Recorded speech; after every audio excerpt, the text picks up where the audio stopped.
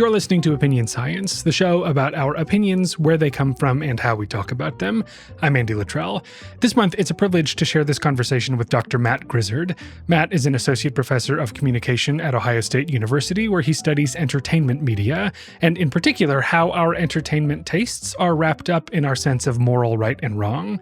I just wrapped up a sabbatical year, and although my plan was to just take the opportunity to get research and writing done at my home in Columbus, Ohio, where I live, and not drive out to Indiana every week where I usually work, I realized that I'm just down the road from Ohio State, where they have a really great communication department. So I was lucky to get to spend some of my sabbatical time there, and in particular, I'm grateful that Matt Grizzard was cool with me crashing his lab meetings every week, because he and I have very similar science styles, even though we can come at them from slightly different directions. It was a great year hanging out with his lab, so I was happy to hear that Matt was up for talking with me for the podcast, and so we popped over to the WOSU public radio facilities so we could do it in person and have it recorded very well without me needing to monitor all of the buttons myself. Anyhow, I wanted to get Matt to walk us through a big idea that guides a lot of his work: affective disposition theory, or ADT. The gist is that it's a way to understand what draws people into or out of a story by thinking carefully about who the characters are and what they're doing. As an aside, one thing I loved about attending meetings for an entertainment media lab was how often they started with a casual debrief of all the shows everybody was watching. Okay, you know what we're doing here. Let's jump to Matt and I getting settled in the studio.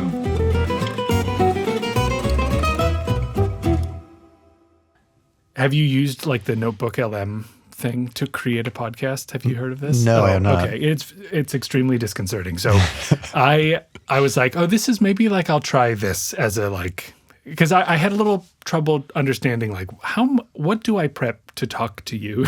Yeah. Because I've been like hanging out in your lab for a while, and I've been kind of like low key keeping abreast of ADT and just like what it is, because it's not like a home theory for me. So I'm like, what do I become? I don't become an expert in this before I talk to you, but I also don't want to just freewheel it. Yeah. And so one of the things I did was I loaded just 6 of your papers into this Google AI thing. And I think its whole point is to sort of consolidate and like help you find patterns. I don't really know. Like I did this very quickly. But one of the things it does, and the thing it's kind of become known for, is it will create like a 20-minute podcast of 2 people talking to each other. Oh, interesting. As like an explainer deep dive into some concept. And so like I listened on the way here to the ADT cool. intro podcast with these 2 people who don't exist. And I was tipped off to this as a tool again because there's a great show on YouTube called Howtown, I think. Okay. And they did a thing recently where like people had kept saying that these 2 people sound like AI bots. They're like, are you guys real? And so like they kind of had this very meta episode where they're like, how would we know if we're real or not? And one of the things they noticed, and I noticed in listening to the podcast it created, is it injects a lot of that friction into the sound. And so there's a lot of lip smacking, there's a lot of hemming and hawing. Oh, interesting. And they had a very good point. Like, they're very media savvy producers, and they're like, this is all the stuff you cut out. Like when you're producing a podcast, you're trying to cut out all of this stuff, but it's like there is a way of authenticating, like to make it feel authentic. And my biggest complaint was that the last 5 minutes were complete fluff. Like they kept like trying to land the plane, like talking about how much we don't know, and like, oh, how cool is it that we know all this stuff? And I was like, I'm learning. There's no new impact of this. So I'm very confident that our conversation will be better than that one. I hope so. But it also was sort of like I feel a little okay about the content because I loaded in the papers, right? So it's not just like kind of making stuff up, I don't think. But they quoted something, and maybe this is a number you put in, which is 75% of something can be explained by character perceptions or something. Yes. Is that a number that feels right? It does. Okay. It's not just character perceptions, though. It's it was like we were able to predict, and I don't think it was quite 75%, but we were able to predict 75%, around 50%, I suppose. I'd have to go back and look at the paper exactly, of the variance associated with liking of the ending of a story. Okay. And that was just based on whether or not, or how much on a continuum you like the character, and how much you are feeling that they're experiencing either positive or negative emotion. So these two things connected together. If I like the character a lot and I'm thinking that they're feeling positive things, I really liked the ending, and I can predict that pretty well. And so it was one of the first times I've ever seen like a perfect crossover interaction where there's like no main effect of one of the variables and it's all predicted by the interaction. It was kind of cool. Okay, so this is a good excuse to start from the beginning. Okay. and sort of set the ground rules. My impression is that like ADT's main like contribution is that like characters matter a lot, and like who a character is and what they're doing is like essentially what a story is in terms of like, if I'm consuming a story, that experience is almost completely me tracking this person or group of people and what they're doing, right? Which that doesn't feel very radical. I want to kind of get your take on like, how much is this like, oh yeah, like, so you just defined a story, as opposed to, no, we needed to articulate this in this way, because before we really didn't have a sense that this was what stories were. So maybe to backtrack a little bit about like the origins of where this came from and what kind of like the key insight is, and then ultimately what this whole theory is meant to do for us. Yeah, so the origins of this are actually kind of cool. It was started by Dolph Zillman and two of his students, Joanne Cantor and Jennings Bryant.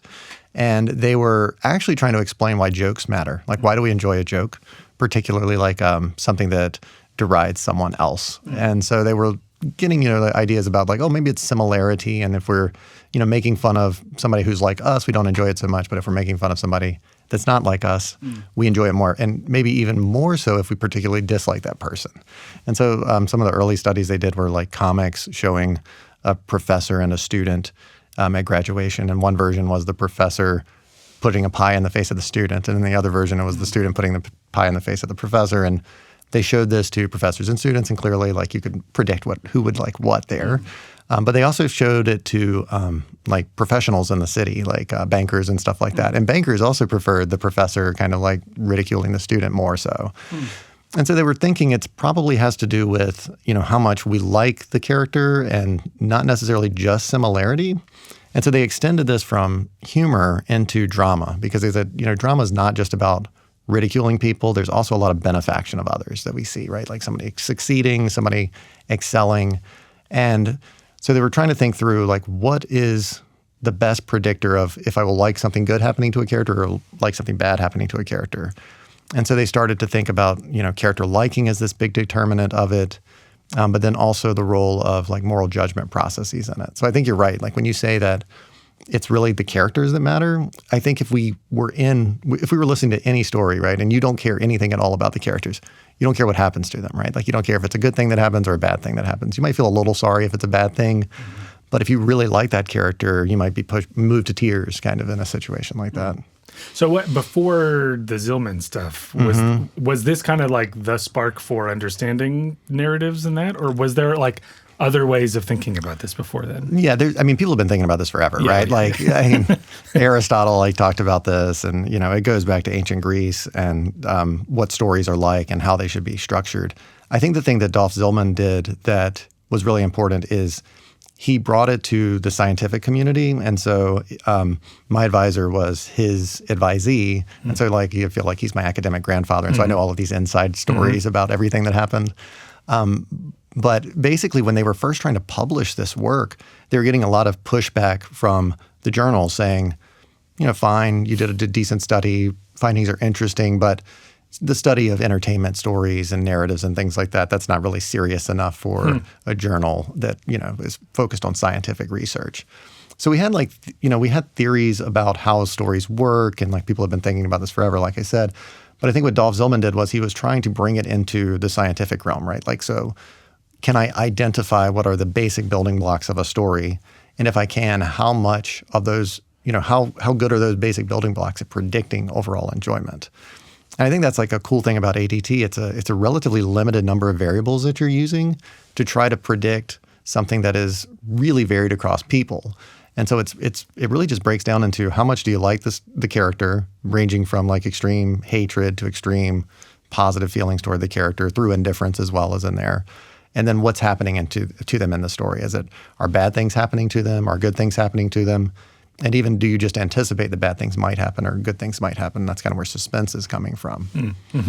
So what did to test it in the scientific realm, what did that look like in those early experiments? Yeah, so in some of those early experiments, what they were doing was they were testing with children a lot. So they were doing like simple stories. And so it would be, one of the famous ones is a story about two princes. And so there's a good prince and a bad prince. And the mother of the two princes says, I want you to divide the kingdom up equally between you two. And clearly the bad prince betrays the good prince. And, at the end of the story, essentially, the good prince gets freed from his prison and has an opportunity to then mete out vengeance upon the bad prince, who is his brother.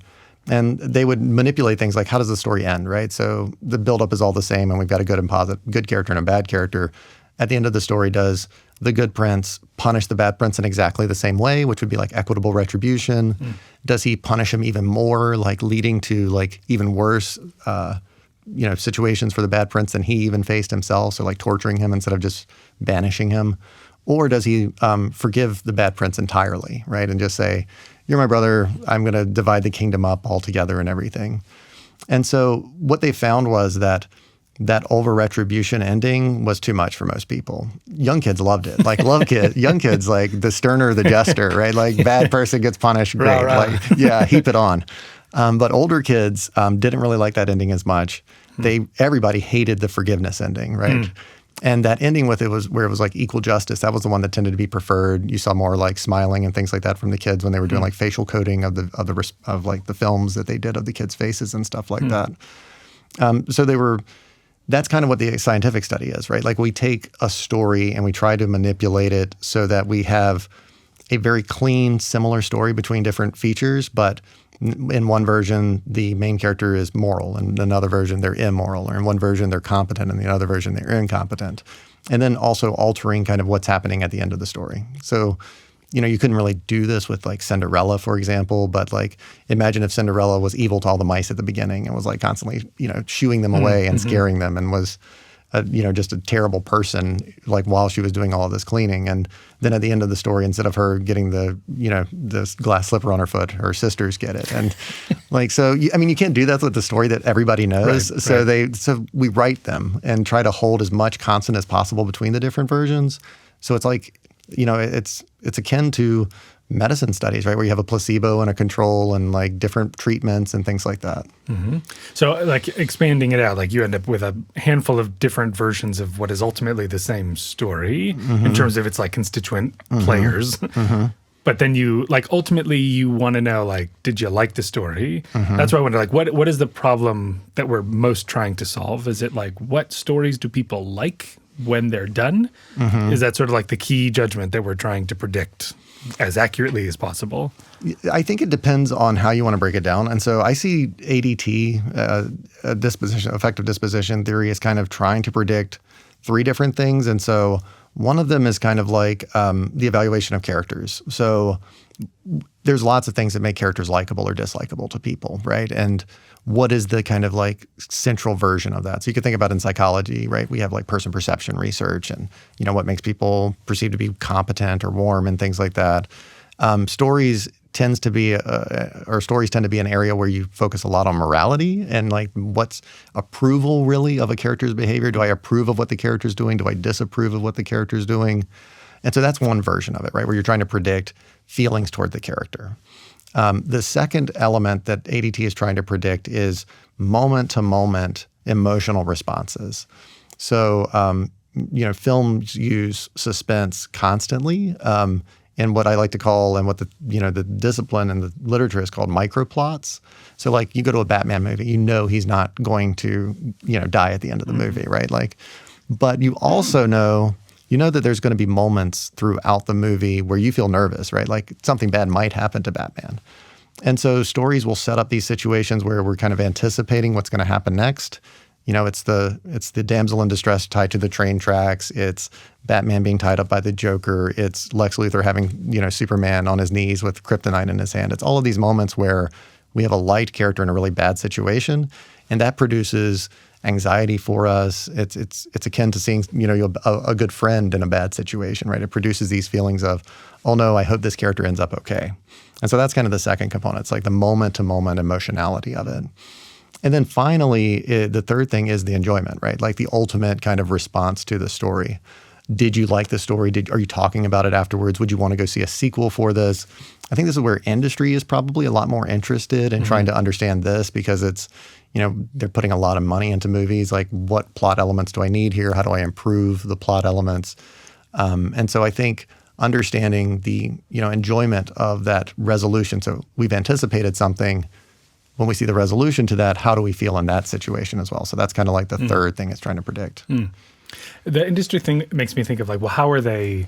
My stereotype is that like focus groups are the way to go, where you're really looking for like people spontaneously volunteering. Like, this is, I didn't love this. Is there any sense that like when you hand the keys to people, they are also talking about, I didn't like that guy, but good things happened to him? Or like, is there sort of, is this theory helpful at like kind of carving these stories at their joints when you're designing them from the beginning? Or is it also like people are like, this truly is like mapping onto how people are engaging with stories just in their own experience? I think it's a little bit of both. I think so. Like when we look at what stories exist, we see a very biased landscape. There aren't a ton of stories that are like really light characters experiencing really terrible things at the end. Most stories have light characters experiencing positive things at the end and disliked characters being thwarted at the very end. There are still stories that do, have bad things happen to light characters. Saving Private Ryan is a great example of a very thought-provoking movie. And at the end, spoiler alert, it's a little sad. Tom Hanks dies, and then you have Matt Damon kind of like, as an older gentleman trying to figure out, was it worth it? Like, all of these soldiers died to bring me home. Was this kind of worth it? And so it's a really kind of sad thing in the film when Tom Hanks' character dies, because you've grown to really like him throughout. You've seen, what a good, leader he is, how thoughtful he is for his soldiers under his command. And so stories will present us with these kinds of sad things. It's not like every story ends happily, but those things are typically kind of brought in for some bigger purpose. And so it's not like, if he's dying at the end, but also like he dies in a way that we can find value in it. And so kind of like this meaningful search. So I think a lot of times story creators are using those moments to prompt something else in the audience, right? Get them to think more about it outside of the story world, or try to reason through why this is still kind of an okay situation. Because, he could have died a lot of ways, right? He could have died off camera where we didn't see anything whatsoever. He could have been tortured to death, right? Like Matt Damon's character could have died as well. But the story didn't end that way. It tries to present some kind of upward turn almost in some way to find value in it. So when they do deviate from that, ending is positive, there's still something positive about the ending usually, right? Where you're seeing some kind of virtue that's represented that's not just like, yay, we won. and if the movie just ends at that turn and is just like, the end, goodbye. That wouldn't be quite so satisfying. So it's still evidence that like people are really keyed in to who everyone is and what's happening to them. Even if you're like, oh well, this like defied the thing that you wish happens. That like the fact that we did that in the story is still like an important piece of the puzzle. Yeah. And there are some stories, though, that just don't have anything redeeming happening at the end, and they just tend not to be very well liked. Like they're very polarizing, and if they are liked, it's usually for a different reason. Where it's like, oh wow, that was super interesting. I've never seen a story happen like that. One of my favorite ones that I talk about when I teach this to students is The Mist, which is a Stephen King novel. Oh yeah. It got turned into a movie, and basically, the dimensional portal's been opened. Monsters are killing everyone. At the end, a father, his son, and like 3 people are trying to escape by driving out of the mist. And they drive, and they finally run out of gas. And the father's like, oh my God, I've got a gun. I've got 4 bullets though. And so I can make it so that we don't get ripped apart by monsters, which is like maybe a positive thing. Like that's maybe the best situation it can be. And so it's really sad and like terrible scene. But then after the father has killed everyone and he can't kill himself, he jumps out of the car and he's like yelling at the monsters to come and kill him. And then at that point in time, you realize that they have been driving away from the army the entire time, and the army and a tank comes up right behind them. And if they had waited like 5 more minutes, they would have been saved. Or if they had driven in the opposite direction, they would have been saved. And it just ends basically with him crying in the middle of the street. And it's like, there's very little to feel good about in this film, and it's very hard to see any kind of positive ending of this. And so there are stories that go full dark like that, but there's just not that many of them. And so that, I mean, it's like people can make the story they want to make, but like as a social scientist, the question becomes like, how good of a choice was that? Yeah. And I mean, imagine being a movie producer, right? And somebody comes in and they're like, I've got 2 stories here for you. One is like the super light character and like in the end they triumph. And this other one, it's a super light character and everything terrible happens to them. And it's just a real downer. Which one? Which one will you buy? Which one will you option for me? Well, they're going to pick one of those, I think. Yeah. I like, so the discrepancy between like the movies that already exist or the stories that already exist, and then like it's self-selecting, right? Like you're trying to maximize enjoyment, presumably in most cases. But so it's got me thinking about especially with the kid studies that launched a lot of this. I've been thinking a lot in recent years about how like stories are really how we convey moral lessons, right? Like that's sort of like the vehicle through which a culture preserves its sense of moral value. Absolutely. And so there's sort of then an open question to me here, like if kids can kind of quickly intuit that, oh, the good thing is supposed to happen to the good person. Like how much wiggle room is there for like teaching new lessons as opposed to kids are just kind of like, I get it. Like bad things are supposed to happen to bad people. Good things are supposed to happen to good people. That's what makes things right and just. Yeah. And in a way too, it's really hard with kids because there's a lot of research showing that they don't take the right moral lesson from it, or they take a really kind of bizarre moral lesson from it. One example I'm thinking of, there was a study that was done, and it was found basically that it was like a Clifford the Red Dog story, and like one of the dogs is like missing a leg or something like that. And so they asked kids afterwards, they were like, what lesson did you learn from this? And it wasn't like you should include everyone or like we shouldn't signal people out based on things like that. It was be nice to one-legged dogs or three-legged dogs. And so you can use these stories to teach moral lessons, but I think with kids it just becomes hard because you never know what they're going to pick up on it. I don't know if you remember, but when I used to watch a lot of He-Man, Masters of the Universe when I was a kid, and G.I. Joe as well, and they always ended with like a very clear moral lesson. And so like He-Man always looked into the camera and he was like, in today's story, so and so did this, and that was a bad thing because of this, and then we did this because of that. And so if you have something like that to hammer home, maybe it helps a little bit, but. With kids, I think it's hard to teach like more complex moral lessons. I think a lot of time what they're going to get from a lot of stories is the good guy wins, and so that's what makes him good. The bad guy loses, and so that's what makes him bad. And then even worse, I think sometimes these stories have such like it's not this way anymore, but when I was a kid growing up, it was lots of heroes are violent, and that's how they solve their problems. And so you could see like an extrapolation of that, right? That violence is a way to solve problems, and heroes do it, and that makes it okay. And so I think there was lots of like little things that could creep in that would be kind of problematic. Yeah, I've been surprised at how quickly my daughter keyed into good guys, bad guys. And like when I taught her the word villain, she was like, this is a very useful word. She's great. Impressing a lot of adults by talking about who's the villain is. And most of the time, it's this guy's not very nice. Yeah. Like that's sort of we watch a movie and she goes, he's not very nice. And then she'll also be like, does that movie have a bad guy in it? Because I don't like bad guys. And I go, well, that's a story. Like if it's a story, there's going to be a bad guy. Yeah, there's usually somebody. Yeah. And it is sort of relevant here because you go, if there's not, then what do we have? Right? Like there's some Daniel Tiger in our household. And it's like, that does a job, but telling a story is not maybe one of the ones. Yeah, I know what you mean. It's funny you bring up your daughter. We did a study where we were trying to see like to what extent we can activate these perceptions of like good person, bad person using tropes that are used in narratives all the time, right? So like in Harry Potter, right, Severus Snape seems like a bad guy because of how he's dressed, his stern look on his face, all of these things. And then you have other stories where you have like characters that look like a good guy, but they tend to be a bad guy. So The Boys and Homelander is a great example of this. So we were doing a study to see if just the appearance of characters, like consistent with heroic or versus villainous kind of schema, would activate perceptions of relevant, character types. And so what we found was, yeah, they do.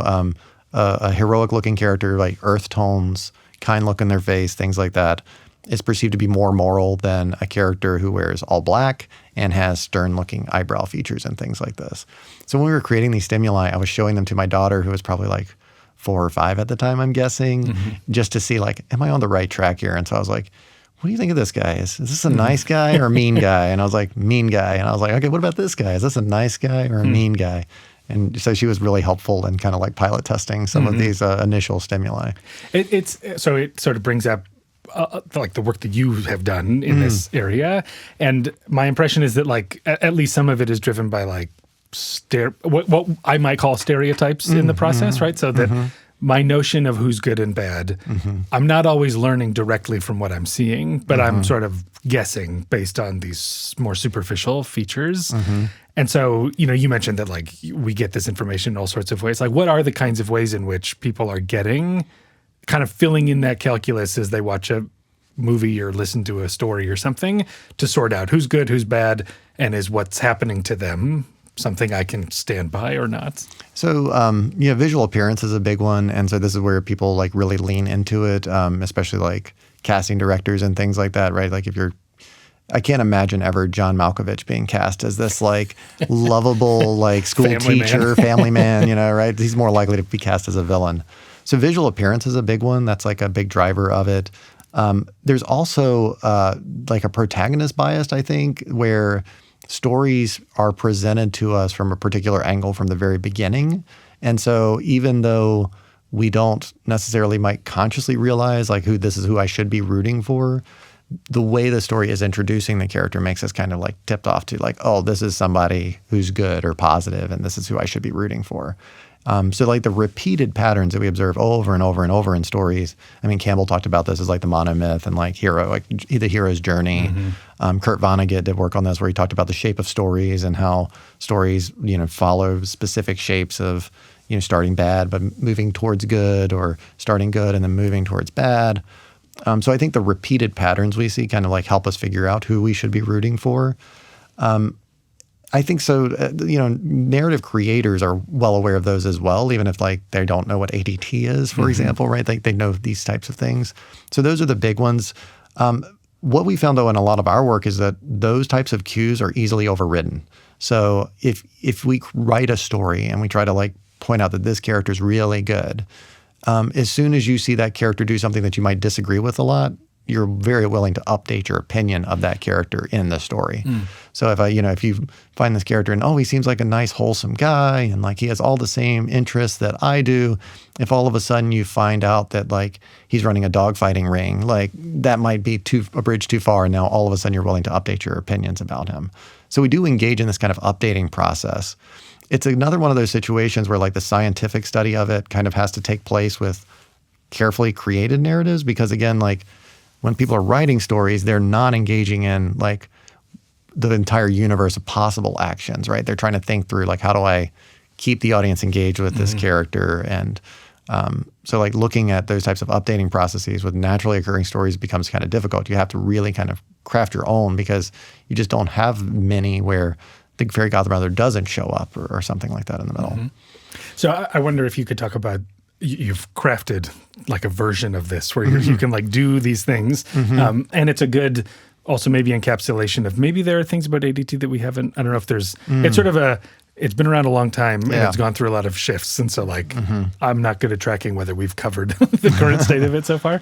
But very recently you sort of developed this paradigm to be able to like zero in on like, okay, let's actually carve this all at its corners and like really put it to the test. And you don't need to walk us through all of those very complicated path diagrams, which I got real overwhelmed by. But like just generally, what did you have to do to create a universe of stories that allows you to actually test some of the predictions of this theory? And then what are kind of the key things that you find when you do that? Yeah, so what we did was basically we took a story kind of structure that is pretty common, right, where you have somebody trying to achieve something for themselves. And so in the context of our story, it was a character named Amelia, and we described her as this high school student who's really good at computer programming but not much else, and she needs to get out of her small town by going to college and studying computer science is the goal. And so there is a test coming up, and if she does well enough on this test, she will get like a slot admission into the computer science program there, and that'll allow her to get in even though her grades might have kept her out. So that's the big, broad picture of it. And so what we did was we wrote different scenes for different components of this, right? So we have just an exposition at the beginning, like this is who Amelia is and this is what she's trying to do. Then the first scene has her interacting with another student and just having a conversation. And so like 99% of that text is the same. The only things we changed was she's talking to another student and she was either described as her best friend since kindergarten or her bully since kindergarten. And so after we have this interaction, then we were able to measure things like how much did you approve of Amelia's actions towards this student? How much do you like Amelia? And using only those two kind of variables and our manipulation, we're able to explain a ton of variance, right? Like Amelia, who's kind to this other student, really well liked. Mm-hmm. Amelia, who's a bully, really kind of despised. And then so the next scene is Amelia has forgotten her programming notebook to study for the test. It's the next day. She desperately goes to school to see if the custodian is still there cleaning up so she can get to her locker and get her book. She does. She gets into the school, and as she gets her book, she notices an envelope on the ground, and it's a test copy for the next day. And so she could take it with her and cheat, essentially. And so at that point, we basically froze the story again, and we're like, what do you want Amelia to do in this situation? What do you think she will do based on her previous behavior? And what do you think is the right thing to do? There's almost no variance in what is the right thing to do. Everybody said she should leave the envelope there.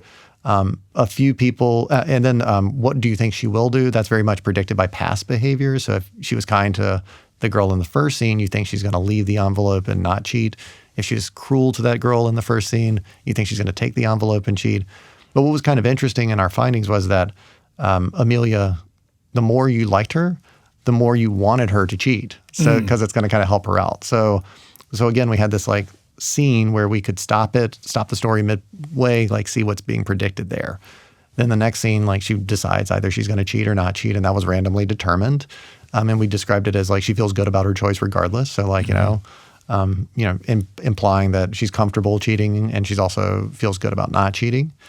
And so then we were able to measure again liking. So we actually see that if you liked Amelia before, you are like her less if she cheats, right? And if you disliked her before, you like her a little bit more if she cheats. If she doesn't cheat, if she leaves the test where she found it. So that allowed us to again see change in dispositions, like the liking of the character and perceived morality, based on what they're doing in the scene, and we can see it like updating between acts. And then finally, at the end of the story, Amelia either is accepted to school or rejected from school after she gets her letter in the mail. And so we end up with like 8 different versions, right? We've got kind Amelia to the student who cheats and who gets into school, who doesn't cheat and doesn't get into school. And so by using it as like this kind of time-ordered experience, we know that like we've satisfied the temporal order of causality there, right? That criteria of causality. And then by having these random assignments at different points, right, we also know we've kind of ruled out a lot of non-spurious explanations and things like that. So crafting these types of stories it takes a long time, especially because like this story ended up being around 1,000 words or something like that. And so it took people, a decent amount of time to read through it and everything. And it took us a long time to get it so consistent that it was just like 1 or 2 words being changed in each component to make it seem like, oh, it's actually the same. Like at the end when she gets in versus she doesn't get in, she cries in both. Except in one, it's tears of joy, and in the other, it's tears of devastation. Because you wouldn't want to say like she's super happy in one and she's super sad in the other, and there's not the same expressiveness of it. So it's really hard to kind of like write these things. It takes a lot of time. But I think this is one of those areas where you need participants to really like care about the character, because I thought of lots of ways to try to do this in repeated measures designs or within subjects manipulations and things like that, where we're getting the same thing from the same person over and over and over again. And you can do that with like small snippets but like if you were to have, 15 stories that are, 1,000 words each, like the participant's going to hate you by the time they get through the end of that. So, and so by being able to do this, you're saying that because you can kind of start and stop the story, you're able to kind of get that within person change and reaction without having to like show them a million different stories. A million different stories, yeah. So my impression is that like the impact of these little tweaks was relatively big, at least for this kind of work. Oh yeah, I mean, like the Cohen's D, I think, on like some of the manipulations of whether she's a bully or not is like 2 or something. It's like absurd, like the effect sizes that we were able to like generate with these really small tweaks. That's what's crazy, right? That it's just these little minor. It just goes to show like how much that is the driver of things. Like if this stuff didn't really matter, you'd go, oh, I guess people are kind of nudged to like it a little bit more. But it's no like my enjoyment hinges on like these 3 details that you're messing around with. Exactly. So this is a hypothetical story. I asked you to come prepped with like a real story that showcases this. And so I won't make you have done that for nothing. So in this like very controlled situation, you can sort of see people reacting to this. And we've sort of given a handful of examples along the way. But is there sort of a good go-to like story people recognize where if you have an ADT hat on, you go like, oh, this makes sense that like this is why the story works the way that it does. It's not the plot, right? Like I think beginner writers are tricked into thinking like, oh, you need to have a good premise and a good plot. But maybe if character is everything, this can help us appreciate that. Yeah, so I agree. I think like there's a big emphasis on plot, and there is, there are books on like how do we make a likable character. Like one's called Save the Cat, and it's like, about like this is how you generate liking towards a character very quick. But a great story that I think really adheres to ADT and shows you both the global predictions of how much you're going to like the story, and then also the scene-to-scene kind of components is Cinderella, like the 1950s Disney version of Cinderella. It starts with Cinderella waking up in her room and like all the birds love her and she's super kind to them and she's kind to all the little mice that live in the house and she's kind to the dog and she's kind to the horse and then she's kind to even the cat, right? She's kind to, and they find a new mouse, Gus, and like she makes him a little outfit for him and everything. And so you see this character that is just unbelievably kind despite the terrible situation she's in with her mother being dead and like, being a slave basically to her stepmother and evil stepsisters. And then the interesting thing about it is like the microplots that happen throughout this, right? Like, so it's, oh, there's going to be a ball, but you can't go. Oh, but you can go if you get your chores done. And so it's like, oh, okay, now she's doing her chores and she's singing and it's lovely. And then, oh, she got her chores done, but she doesn't have a dress to wear. Oh, but her mice friends have made her a dress. And so now we have this positive feeling. Oh, but her stepsisters tear the dress to pieces and now we're devastated again.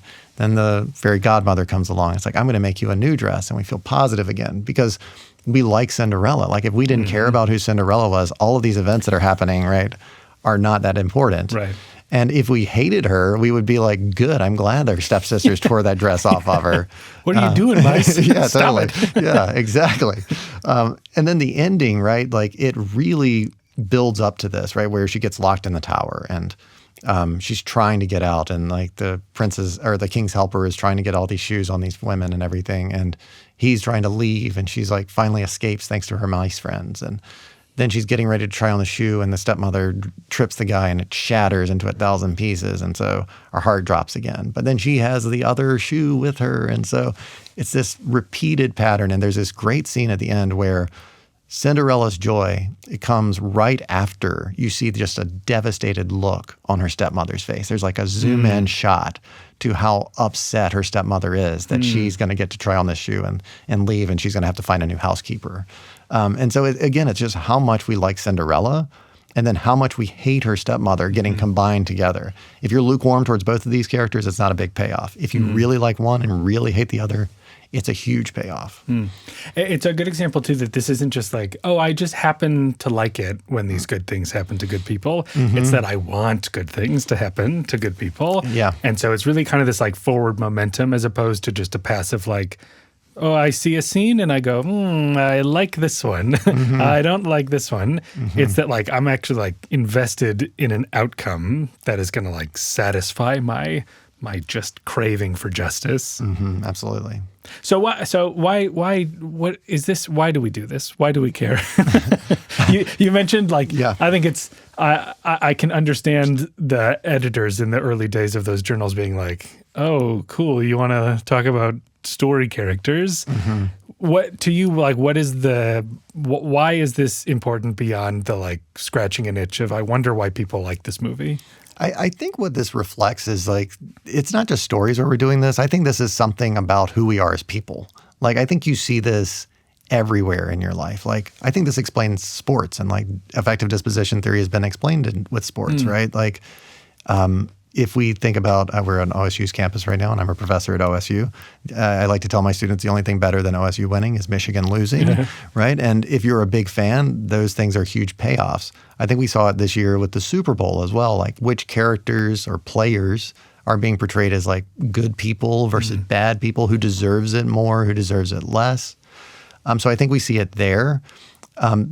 So I think like stories reflect us, right? They're like a mirror, and they allow us to kind of test things like from a psychological or communication perspective that we wouldn't be able to test in other situations, right? So if like I asked you, for example, like, are you racist, right? Like everybody's gonna say no, of course not. But maybe I could show that you dislike films with like black characters more than you dislike films with white characters, even with the same plot elements, right? And so I think it's a way for us to kind of like identify these biases that are playing a role in our everyday lives, but they're also driving everything that we're thinking about with stories.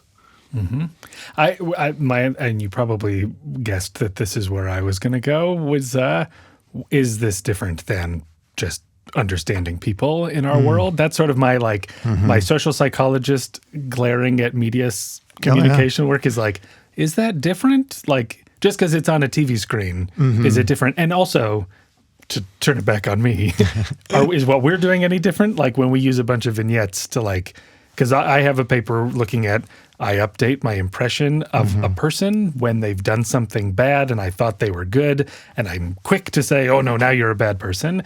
But that wasn't a real person in my study. Like I essentially created a story about a person, except when I look at the data, I go, see, this is how we react to the social world around us. And when you look at it, you go, well, this is how we react to stories. And so like, is there anything unique about this sort of mediated context that entertainment lives in that would make our engagement with these kinds of variables different than if this were about like my family member is going through the same exact struggles? Is that, am I approaching that any differently? I think in some ways we're not approaching it any differently, but I think in other ways, stories do things that real life doesn't do, or they allow us to see things and give us the opportunity to make judgments that we wouldn't make in real life. I think Breaking Bad is a great example of this. So whenever I tell people about ADT, usually the first thing somebody says is something like, oh, I like Tony Soprano, though. Why explain that? Or like, I like Walter White, explain that. He's a really bad person. And he is at the end of the story, but when he started, he was really kind of a good person, right? High school teacher, passionate about his job, good at it as well. We see him in the classroom teaching and things like that. And he gets a devastating cancer diagnosis, and he has to try to find some way to generate income to pay for his cancer treatments. And so we start with a likable character. Cinderella. Yeah, exactly, right? And he gets worse, though. Like where Cinderella's doing all these positive things, right? He starts selling meth. And it's weird that people liked him so much at this point, right? Like you hear about your neighbor setting up a meth lab in the garage next door. Like you're not like, oh, I wonder why he did that. I hope that, that he's doing okay and this isn't because he got diagnosed with cancer, right? You're just pissed that somebody has set up a meth lab in your neighborhood. So stories give us this opportunity to kind of think more deeply about characters or be kind of okay with these kinds of settings. So I think that's kind of different. And I think stories do it in an interesting way. They serve as kind of like a microcosm, right? And so if you look at Walter White in season 1, who is the antagonist? It's like Crazy 8, who is a low-level drug dealer, and Walt's better than him. Well, when Walt kills him at the end of the season 1, he's gotten as bad as him. But the next antagonist isn't another low-level drug dealer. It's now all of a sudden Tuco Salamanca, who's connected at the Mexican cartels. And then by the time Walter gets as bad as Tuco, we've got a new antagonist, which is the cartels itself. And then by the time he's gotten as bad as them, we got a new antagonist. It's Gus Fring, who's a total psychopath and sociopath and willing to like kill his best friend. And so then Walt gets worse and worse and worse. But the story always is giving us this daylight between him and who he's up against. And so like by the end, Walt has gotten so bad that he's betrayed his colleague, Jesse Pinkman, and left him in the arms of the antagonist. But at that point, the antagonist has to get so bad that they're literally a Nazi, right? Like you rely on like, wow, we've made Walt so bad that if I want any kind of daylight between him and the character, I've got to like go to Nazi biker gang, essentially. And then by the end, when we, by the end of the show, right, Walt does die of cancer, but not before he comes back for Jesse to rescue him. And so we see this like moral upturn at the end. So I think that's what makes stories a little bit different than real life is they operate as if it's like real life. And because of who it's focusing on and who we're thinking about, it gives us these opportunities to engage in like slightly different moral reasoning processes. It's not like we have a media lobe of the brain, right? It's all the same thinking, I think. But the context that they're in and the lack of direct ramifications for us in the real world gives us a little bit more of a latitude of acceptance. So I think it's a little bit like looking at moral judgment processes in a cleaner way in some ways because it allows you to cut away all of the excess, right? It's like when Harry Harlow was doing his experiments on like connection and like whether or not it's food or comfort that causes these rhesus monkeys to attach to their mothers, and the dominant thinking at the time, right, was it's a food thing. And then he shows that no, actually it's cuddling, it's comfort, it's those things that matter. And it's not like any of this stimuli looked like real rhesus monkeys. They were like little wire things and like with terry cloth on them and weird looking eyes. Like if you look up pictures on them, it's like there's no rhesus monkey in the world that thought that was a real rhesus monkey. But the utility of stripping away everything else and having just these very clean manipulations, I think is something that stories can do that, shows a lot of bridges between communication and media that probably, communication, media, and psychology, that would, allow us to kind of answer deeper questions. And yeah, it's sort of like a safe playground to play with these ideas, right? Like I would be comfortable sort of watching what happens on Breaking Bad unfold, but if I had to experience that by like going to a neighborhood where this stuff is going down, I'd be like, I don't want to. Yeah. And it's different because like it's not like a thought experiment where I'm having to sort of like invent everything that's happening, right? But like I'm being fed things to consider, right? And it seems like that is also maybe what makes a story unique is that I get to be like, okay, you're giving me a safe space to explore what it would mean to do this, that, or the other. And like you force me to grapple with something that I wouldn't have invented on my own. And presumably that plays out in reality. Although it's like all the work on moral dilemmas is sort of the same thing of like these hypothetical situations. And it's unclear, like, are those powerful because they allow for this kind of like safe thinking or are they misleading because I'm not actually invested in what happens, right? Like just, yeah. Like I think what really makes moral dilemmas interesting is when we're comparing them to one another. And so it's like an individual moral dilemma, right, doesn't tell us a whole lot. It tells us that maybe people are utilitarian in this particular instance. But when we compare like the trolley dilemma to the bridge dilemma, that's where we can see like, oh, okay, what's going on here that's weird because the ending is the same, right? 5 people saved or 1 person saved. But in one situation, you're pulling a switch. In the other situation, you're throwing somebody off a bridge. So it's like, I think that's another thing where like stories are useful to compare to one another and not necessarily to think about them as like these global things. It's the same. There's like, that's like a broader issue just in general about like how we do things of like, there's questions about like when we measure people's opinions, there's like, am I getting exactly what their opinion really is? And I go, I don't really care. What I care about is would they have said something different when prompted differently, right? And so like, I don't actually care that I've like nailed your opinion perfectly. I care that I can detect like when it's going to shift based on some other information, right? And so here it's like, okay, I don't know, would you really push this guy off a bridge? That's not really what I care about. Like I care about, would you have come to a different conclusion if I told you a different story? Yeah. Right. And that's what you're saying. Yeah. Mm-hmm. I feel like maybe we've talked about this before of like, what if I told you a story, but I said it was real, or it's a story? Does that change the game at all? Do we know much about that actually? I feel like we think we do and we don't. Like I feel like a lot of studies have been done where it's like, this is real or this isn't real. But I think it's one of those times where as soon as you tell somebody this is real, like if you're leading them towards something, and like, do they really buy it or not? And as soon as you tell them this is a fictional story, especially, they're like, okay, that's changing how I'm thinking about it and things like that. And you don't go into Breaking Bad being confused about whether it's real or fictional, right? Like, it's fictional. So I feel like we think we know a lot about that, but I don't know that we actually do. Every study that I've kind of seen that has done this has tried to use some kind of like prompting of participants that this is real or this is fictional. And I think that's a problematic way of looking at it, because I don't think we know that they're perceiving it to be real or fictional. And by just bringing their attention to it, I think we're altering the process in such a way that it doesn't reflect how they're really making these judgments. To the point about like people are kind of bringing some of their own understanding of the world, like the hero villains, stereotypes, archetypes. Like I kind of come preloaded with some expectations.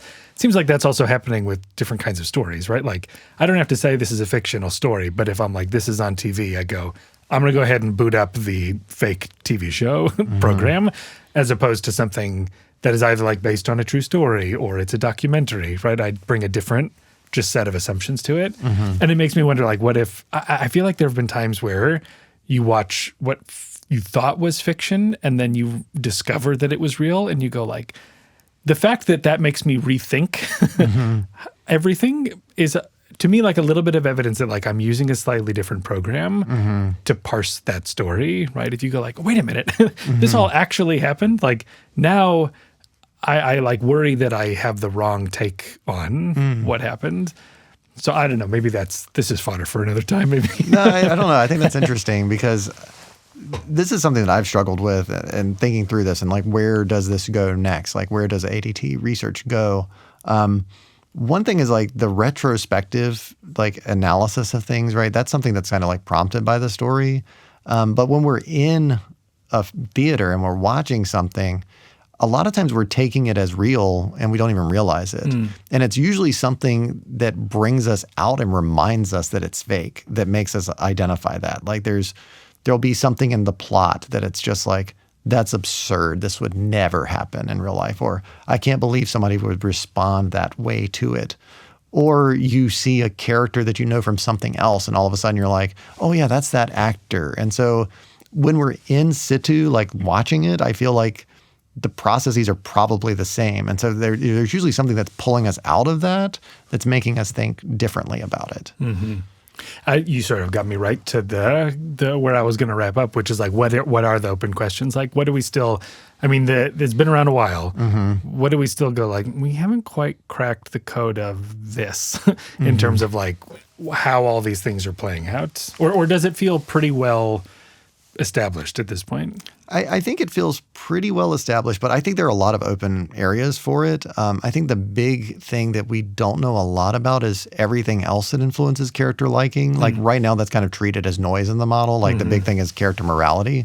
But I think there are other things that are really kind of important. And so I think like the character's needs, right? Like people have different needs, right? Some people need to feel incredibly competent, right? Like I think as a professor, right, like that's a big thing that I'm always concerned about, right? Like, does this person think I'm smart? Does that person think I'm smart? Or am I saying something really stupid right now? So like I have huge competence needs. And so I think like if I were going into a film, seeing a character having their competence needs thwarted makes maybe me attached to that character more. So I think there's a lot of like things that we're treating as noise right now that are meaningful and that we could systematize and kind of understand better. Things like personal needs versus character needs, competence, like other evaluative components of like how we think about people. I think that's a big area that we don't know a lot about.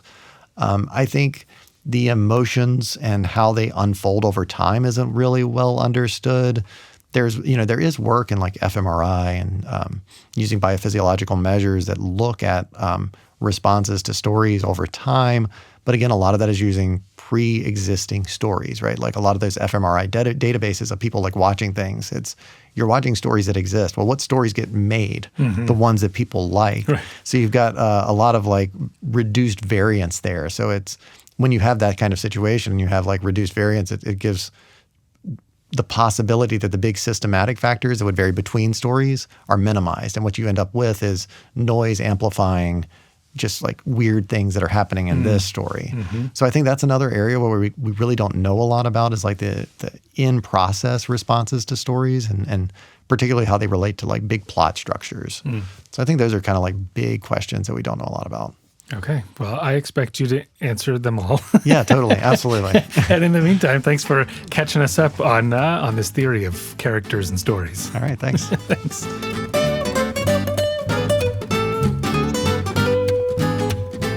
Alrighty, that'll do it for another episode of Opinion Science. Thank you to Matt Grizzard for taking the time to talk about characters and what they mean for the stories we love. You can find a link to his website on the episode webpage, which is where you can learn more about his work. And also, a big thanks to Matt for letting me crash his live meetings for the last year. They're doing some really neat stuff over there that I'm sure you'll see roll out over the next few years. For more about this show, just fire up your favorite website on the whole internet, www.opinionsciencepodcast.com. You can find all the past episodes, find ways to support the show, both with cash and with your bright spirit. Transcripts are back too, so make use of them as you need, and do your podcast listening duty and rate and review the show on Apple Podcasts or wherever you listen to this. Oh, and I just learned that you can leave comments on episodes on Spotify. I know this now because listeners have been doing it. Thank you for those of you who have. Now that I know they're there, I'll make a point to read them more often, I promise. Okay, one final announcement for the opinionistas. I like this. I might roll with this, opinionistas. A final announcement for the opinionistas who've made it this far. This summer, I'm reviving the Hot SciComm Summer tradition. In 2022 and 23, I reserved space on this podcast feed in the summer for a bunch of interviews with great science communicators, people who use all sorts of media to help science, and especially social science, break out of insular academic circles. Well, it's happening again, folks. The next slew of episodes of this podcast will be the SciComm Summer feed.